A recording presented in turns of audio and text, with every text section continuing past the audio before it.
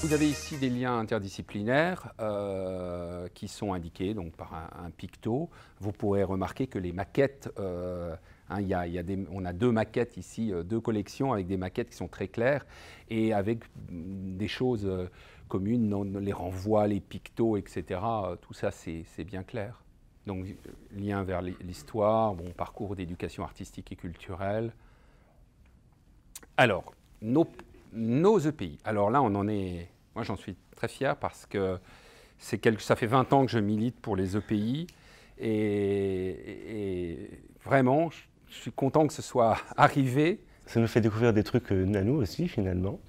C'est très anglo-saxon, les EPI, hein, les Cross-Curricular Activities. Dans les pays anglo-saxons, on a baigné là-dedans et donc forcément, on est content que ça arrive chez nous. Donc on propose 3 EPI par niveau.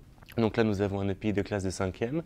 Les matières abordées sont listées dans l'encart à côté du titre. Là, on ne les voit pas très bien en gris. En anglais d'ailleurs. En anglais, voilà.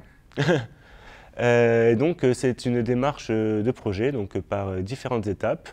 Donc là, nous avons 3 étapes qui amènent à Now Be Ready for the Show, qui reprennent bien sûr, comme dans la méthode générale, les différents aspects non seulement langagiers, mais aussi techniques par rapport aux autres matières qui sont nécessaires pour la réalisation du projet final. Donc ici, reprendre une chanson. Donc on a pris la chanson à la base de Let It Go, du film Frozen, que tous les élèves connaissent par cœur en français.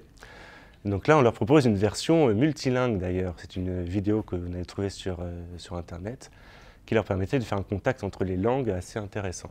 Et donc, bien sûr, par rapport à la mélodie et l'accentuation, nous avons privilégié une activité sur la musique.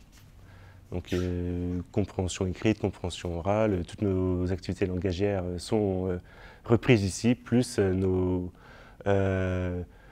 l'aide de nos collègues sur différents points tels que qu'est-ce que c'est qu'une mélodie, qu'est-ce que c'est qu'une accentuation dans une portée, etc. Donc, j'ai demandé tout au long de l'année à mes collègues, est-ce que tu peux m'aider sur certains points? Moi, je suis un peu limité.